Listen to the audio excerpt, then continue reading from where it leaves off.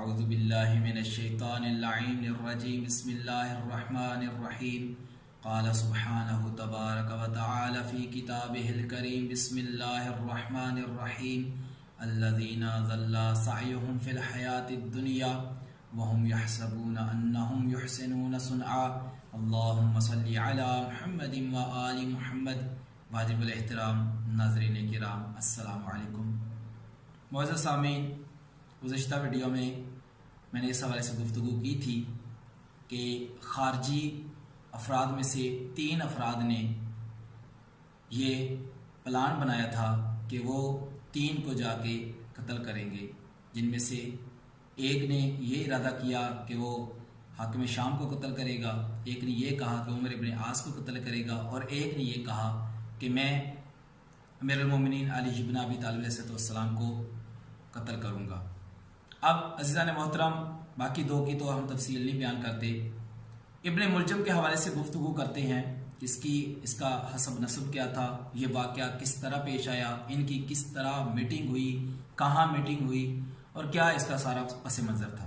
इसी को आगे बढ़ाते हैं, लेकिन इससे पहले मैं आयत का तर्जमा कर दूँ कि खुदा की ज़ात इरशाद फरमा रही है सूरह काफ आयत नंबर 104 में कि बाज़ लोग सारी ज़िंदगी जलालत की ज़िंदगी गुजारते हैं, दार हालांकि उनका गुमान ये होता है कि वो अच्छे अमाल को अंजाम दे रहे हैं। और इज़ान मोहतरम, इंसान का खात्मा उसके अमाल के ऊपर है। अगर वो अच्छे अमाल को अंजाम देगा तो उसका खात्मा भी अच्छा होगा, और अगर वो बुरे अफ़आल को अंजाम देगा तो उसका खात्मा भी बुरा ही होगा। यहाँ तक कि ऐसा भी है कि अगर उसने इतना बुरा अमल अंजाम दिया है तो खुदा की ज़ात तौबा की तौफीक को ही सल्ब कर लेता है कि उसे मरते वक्त तौबा भी करनी नसीब नहीं होती। गुफ्तगू है हमारी इब्न मुलजम के हवाले से। इसका पूरा नाम है अब्दुर्रहमान इब्न मुलजम अल हमीरी अल किंदी। किंदी इसका कबीला था। अज़ीज़ान मोहतरम, जब अमीरुल मोमिनीन अली इब्न अबी तालिब अलैहिस्सलाम उस्मान के कत्ल के बाद ज़ाहिरी तौर पर मनसब खिलाफत पर आए तो आपने यमन की तरफ अपना एक कासिद भेजा, जिसके हाथ एक ख़त लिखा कि ख़त में ये आपने तहरीर लिखी हुई थी कि मैं खलीफतुल मुस्लिमीन बन चुका हूँ, मैं तुम्हें उस्मान की तरह ही हबीब बिन मुंतखब को ये मौला मुखातब करके कह रहे हैं कि मैं तुझे बालिए यमन ही बरकरार रखता हूँ, तुम लोगों से मेरी बैत तलब करो, और जब लोग मेरी बैत कबूल कर लें तो इसके बाद अपने कबीले में से 10 मुत्तकी, परहेज, नेक, शुजा, फसीह और बलीग लोगों को मेरी तरफ रवाना करना। अज़ीज़ान मोहतरम, जब यह खत उसके पास पहुंचता है हबीब बिन मुंतजब के पास, वो इस खत को आंखों से लगाता है, चूमता है, सर पर रखता है और इसके बाद अपनी कौम से मुखातब होकर कहता है कि उस्मान के बाद खलीफतुल मुस्लिमीन रसूल खुदा सल्लल्लाहु अलैहि वसल्लम के भाई हसन हुसैन के बाबा और जनाब फातिमा खातून जन्नत के शोहर अली इब्न अबी तालिब अलैहिस्सलाम खलीफतुल मुस्लिमीन बन चुके हैं और मैं तुम लोगों से उनकी बैत तलब करता हूँ। तमाम लोगों ने बैत को कबूल किया। इसके बाद वो कहता है कि अमीरुल मोमिनीन ने मुझसे 10 अफराद तलब किए हैं कि मैं अपनी कौम में से फसीह, बलीग, शुजा, मुत्तकी और परहेजगार उनकी तरफ भेजूं। वो अपने कबीले में से 100 मुत्तकी और परहेजगार अफराद को इंतखाब करता है। उसके बाद फिर उनमें से 70 अफराद को चुनता है, फिर उन 70 में से 30 को चुनता है और फिर उस 30 में से 10 जाहिद तरीन मुत्तकी, परहेजगार, फसीह और बलीग किस्म के इंसानों को का इंतखाब करता है। अब जिन वो 10 अफराद का इंतखाब करता है उनमें से एक अब्दुर्रहमान इब्न मुलजम भी था और इसको उस वफद का सरबराह करार दिया जाता है और इसकी सरबराही में यह वफद कूफा की तरफ रवाना होता है। अज़ीज़ान मोहतरम, अब्दुर्रहमान इब्न मुलजम खुद को अमीरुल मोमिनीन अली इब्न अबी तालिब अलैहिस्सलाम का मुहिब और मानने वाला करार देता था, जबकि अमीरुल मोमिनीन यही फरमाया करते थे कि तुम मेरे कातिल हो। अज़ीज़ान मोहतरम, जब यह काफिला पहुंचता है अमीरुल मोमिनीन के पास, दुरूद व सलाम करने के बाद अब्दुर्रहमान इब्न मुलजम आगे बढ़ता है और अमीरुल मोमिनीन के कुछ फजाइल बयान करता है कि आप कायनात के अफजल तरीन इंसान हैं, आप रसूल के सच्चे खलीफा हैं और खलीफा बिला फसल हैं, अल्लाह ताला ने आपको आपका हक अता कर दिया।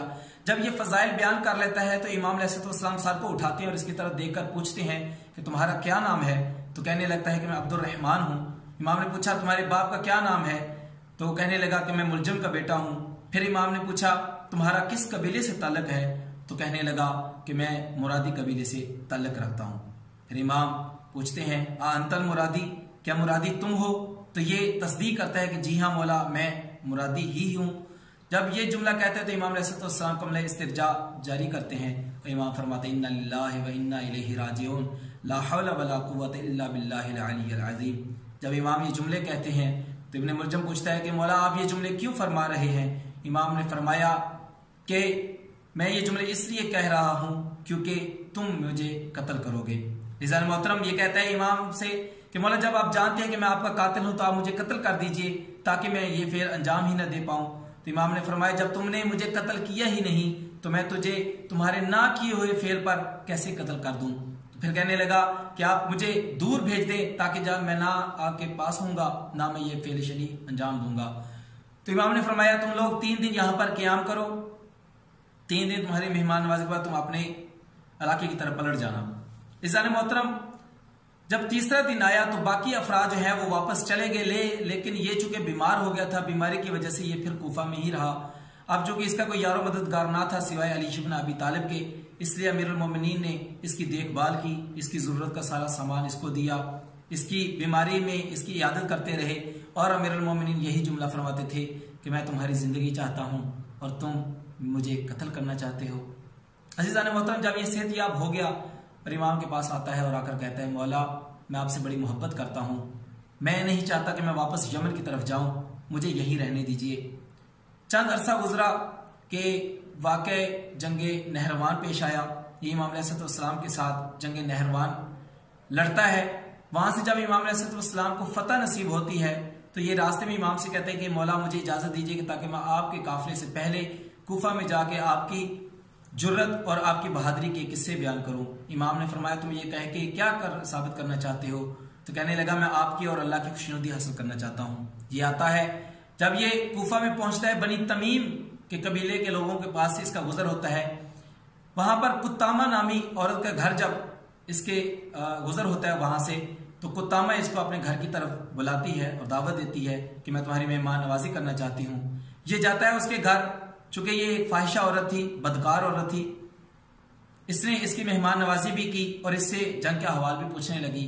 जब इसने इसके बाप और इसके कुत्तामा के भाई के कत्ल होने की खबर दी तो ये रोने लगी और उठकर वहां से चली गई और उसके बाद अपने आप को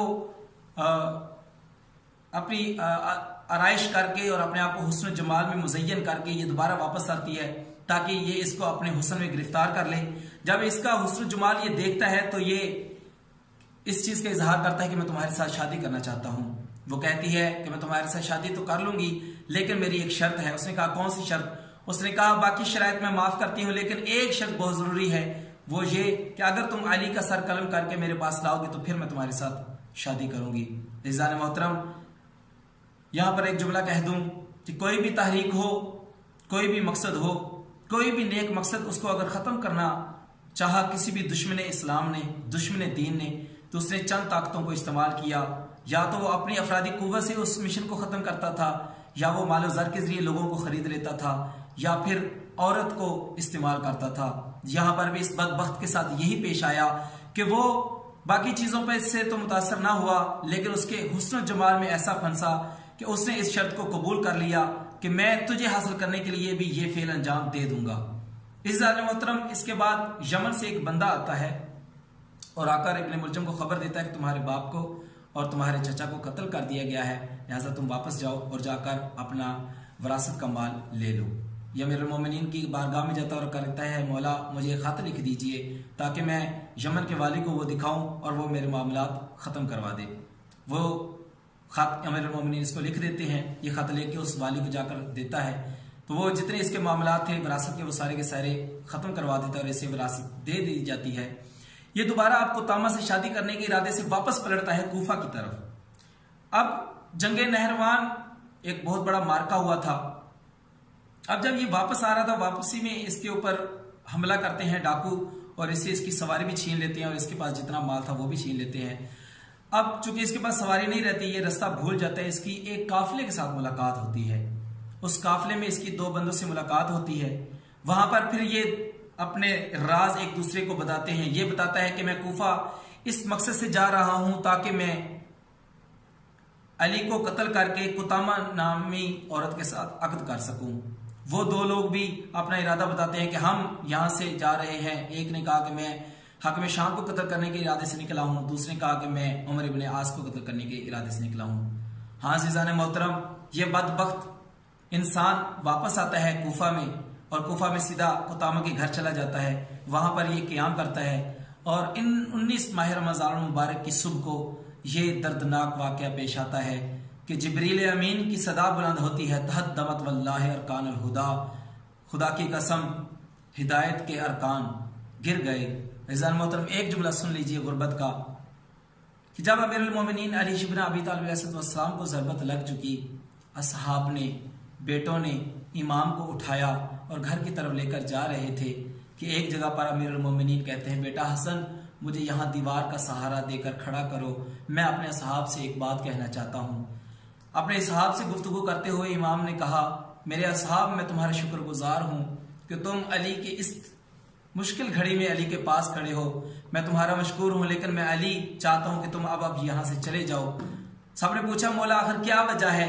इमाम ने फरमाया, मेरी ये हालत है कि जब मेरी बेटियां ये मेरी हालत देखेंगी तो उनसे ये बर्दाश्त ना होगा और वो मुझ पर गिरिया बुका करने लगेंगी, और मैं अली ये बर्दाश्त नहीं करता कि मेरी बेटियों की रोने की आवाज़ मेरे असहाब के कानों से टकराए। हाँ अज़ीज़ान मोहतरम, मैं यहाँ एक जुमला कहना चाहता हूँ। मैं कहूँगा, मौला ये तो आपके असहाब हैं, ये कूफा आपका शहर है, लेकिन आप ये बर्दाश्त नहीं कर रहे कि आपकी बेटियों के रोने की आवाज़ आपके असहाब के कानों से टकराए। लेकिन 61 हिजरी में एक ऐसा वाक़या पेश आता है कि आपकी यही बेटी ज़ैनब है, इसके सर पर रिदा नहीं, कभी करबला से शाम, कभी शाम से कूफा की तरफ सफ़र करती है।